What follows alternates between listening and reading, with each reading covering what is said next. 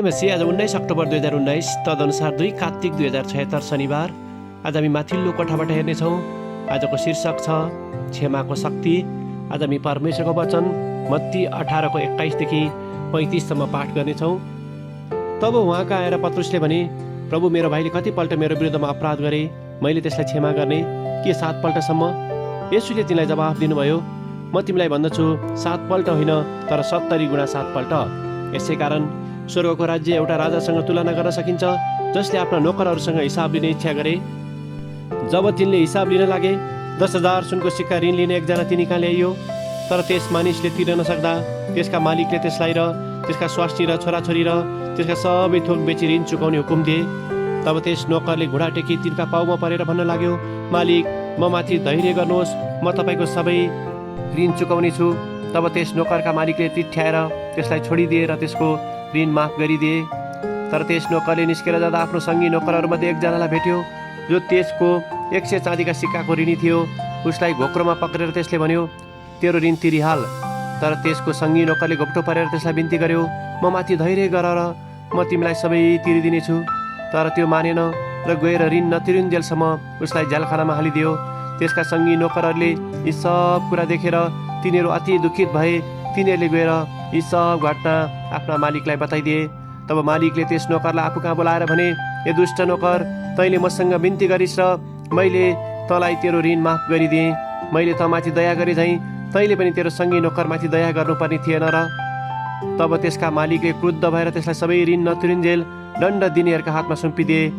तिमीहरूले आफ्नो भाइलाई आफ्नो हृदयदेखि क्षमा गरेनौ भने स्वर्गमा हुनुहुने मेरो पिताले पनि तिमीहरूसँग त्यसै गर्नुहुनेछ। आमेन। सबै तितोपना, क्रोध र रिस, हल्ला र निन्दा, सबै किसिमका डाहा समेत तिमीहरूले त्यागिदेऊ। जसरी परमेश्वरले ख्रिस्टमा तिमीहरूलाई क्षमा गर्नुभयो, त्यसरी नै एउटाले अर्कोलाई क्षमा गरेर तिमीहरू एक अर्काप्रति कोमल मनका र दयालु हो। एफिसी 4 को 31 देखि 32। लेखिका आफ्नो अनुभवलाई यसरी वर्णन गर्नुहुन्छ, भर्खरै मैले मेरो एकजना पुरानो साथीलाई देखेँ, जसले मेरो मन असाध्यै दुखाएको थियो। हामी एक अर्कालाई मुस्कान दियौँ र छोटो कुराकानी गऱ्यौँ, तर म भित्र उसप्रति अझै केही तितोपना थियो। मलाई उसले धेरै वर्ष अघि धोका दिएको थियो। मलाई लागेको थियो कि मैले उसलाई क्षमा दिएको थिएँ, तर स्पष्ट रूपमा भन्दा मैले उसलाई हृदयबाट क्षमा दिएको थिएन। एकपटक फेरि म भित्रको रिस र पीडाले मलाई ताजा हुनबाट रोकिरहेको थियो।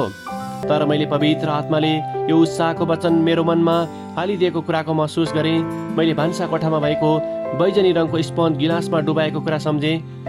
जसरी गिलासमा भएको तितो कफीलाई त्यो स्पन्जले मिठो स्याउको जुसमा परिणत गर्न सक्दैन, ठिक त्यसै गरी म भित्रको तितोपनालाई समातेर म कोमल मनको बन्न सक्दिनँ। जसरी त्यो स्पन्जसँगै तितोपना बाहिर आउँछ, त्यसै गरी म भित्रको तितोपनालाई मैले बाहिर निकाल्नै पर्छ।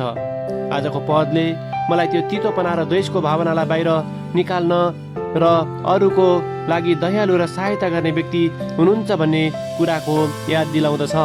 जब हामीमा क्षमा र दयाको भावना आउँछ, तब हामी भित्रको तितोपना र द्वेष निस्केर जान्छ।